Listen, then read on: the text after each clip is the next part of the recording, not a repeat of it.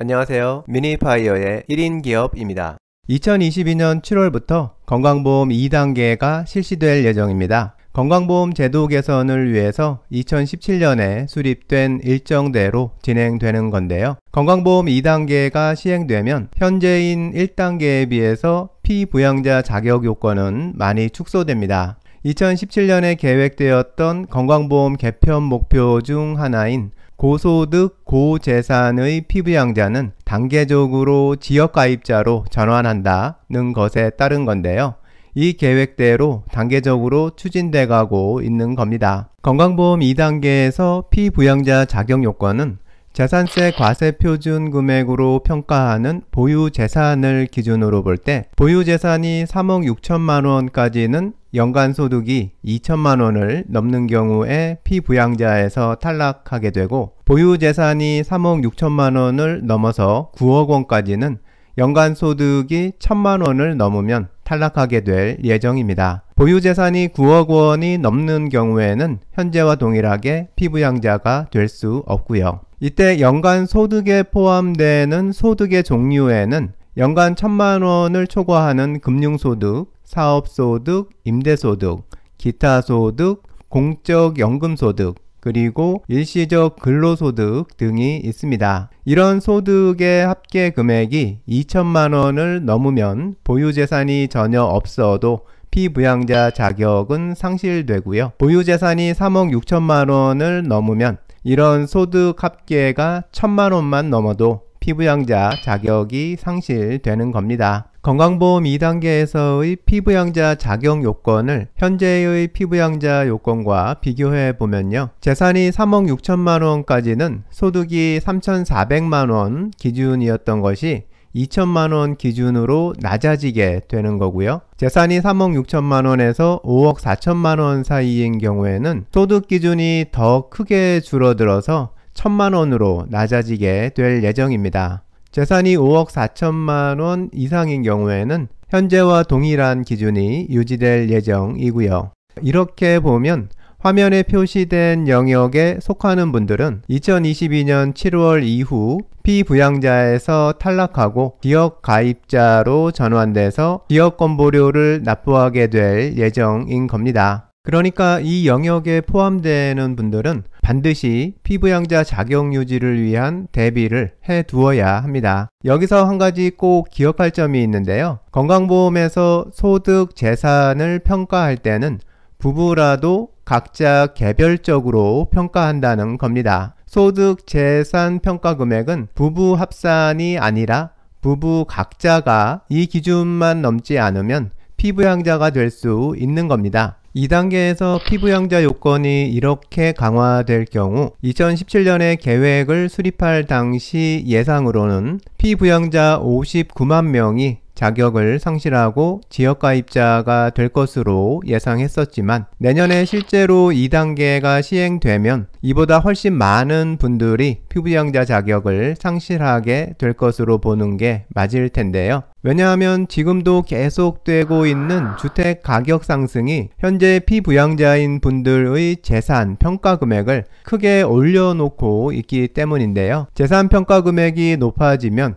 소득 금액 기준은 작아지니까 피부양자 자격을 상실하게 되기 더 쉬워지기 때문입니다. 그럼 건강보험 2단계에서 피부양자 자격이 상실될 위기에 있는 현재 피부양자인 분들이 피부양자 자격을 유지할 수 있는 방법을 확인해 보겠습니다. 먼저 소득 방면부터 살펴보면요. 앞에서 살펴봤던 소득 종류 중에서 일반적인 은퇴생활자나 직장가입자의 배우자인 경우에는 금융소득이나 사업소득보다는 주로 임대소득, 연금소득, 일시적 근로소득이 많을 텐데요. 이런 소득의 합계가 기준 금액을 넘지 않게 관리해야 합니다. 여러 소득들 중에서 특히 임대소득 관리가 아주 중요한데요. 임대소득의 경우 수입이 많고 적음을 떠나서 임대사업에서 발생하는 소득 금액이 1원이라도 있으면 무조건 피부양자 자격이 상실되기 때문입니다. 주택 임대소득인 경우 임대료가 크지 않은 금액이라면 분리과세 신고에서 소득 금액이 0원이 되도록 임대료를 좀 줄이는 게 유리할 수 있습니다. 월세 10만원을 줄이는 것이 매달 30만원짜리 지역건보료 고지서를 받는 것보다 나을 테니까요. 상가 같은 부동산 임대소득이 있거나 주택임대소득 수입 금액이 큰 경우라면 해당 부동산의 명의 변경을 신중하게 검토해야 합니다. 건강보험료는 국민연금과 달라서 60세까지만 납부하는 것도 아니고 20, 30년 이상 몇십만 원인 건보료를 계속 납부하는 것보다는 임대소득이 발생하는 부동산을 직장인인 자녀 등에게 증여하는 것이 현명한 선택일 수 있습니다. 증여를 할 경우 증여세, 취득세 같은 추가적인 세금 부담이 발생하지만 증여세, 취득세를 한 번 부담하는 것이 유리할 수 있는 건데요. 세무 전문가의 도움을 받아서 증여 비용을 정확히 계산해보고 지역건보료 예상금액 몇 년치에 해당하는지 비교해봐서 더 유리하다고 생각되는 방향으로 선택하면 됩니다.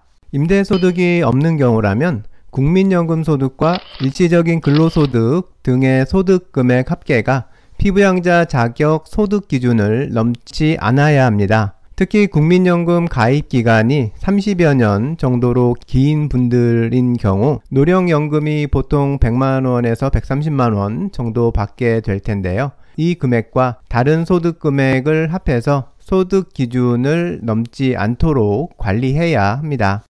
다음으로 재산 방면을 살펴보겠습니다. 피부양자 자격을 유지하기 위해서는 보유 재산 평가 금액이 적으면 좋으니까요. 주택이나 상가 같은 부동산을 소유할 때는 단독 명의 소유보다는 공동 명의로 하는 것이 유리합니다. 예를 들어서 공시가격 16억인 아파트 한 채를 단독 명의로 소유한 경우라면 재산세 과세 표준은 9억 원이 넘게 돼서 피부양자가 바로 상실되지만 만일 부부 공동 명의였다면 각자에게 부과되는 재산세 과표가 4억 8천만 원이 돼서 재산평가 금액만으로 피부양자가 상실되는 것을 면할 수 있고요. 부부 각자의 소득 금액이 1천만 원만 넘지 않으면 피부양자 자격을 유지할 수 있는 겁니다. 다른 경우로 공시가격 10억 원인 아파트 한 채를 단독 소유한 경우라면 재산세 과표는 6억 원이 되니까 소득 기준은 연간 1천만 원을 초과하면 안 되지만 공동 명의인 경우라면 각자 3억 원의 재산을 소유한 것으로 평가돼서 소득이 각자 연간 2천만 원만 초과하지 않으면 되니까 피부양자 자격을 유지할 가능성이 훨씬 높아지게 됩니다. 주택을 여러 채 소유했거나 임대소득 금액이 발생하는 부동산을 소유한 경우처럼 공동명의만으로는 피부양자 자격 유지가 어려울 경우도 있는데요. 이럴 경우에는 다시 증여를 통해서 명의를 변경하는 것도 신중히 검토해봐야 합니다. 건강보험 2단계 시행 때 피부양자 자격 상실을 피하기 위해서는 아직 남은 기간에 적극적으로 준비해야 합니다. 오늘 영상에서 확인해본 몇 가지 방법 중에서 적용 가능한 것이 있는지 확인해 보시고 소득과 재산을 가족 간에 잘 분배해서 최대한 낮추는 방법을 찾다 보면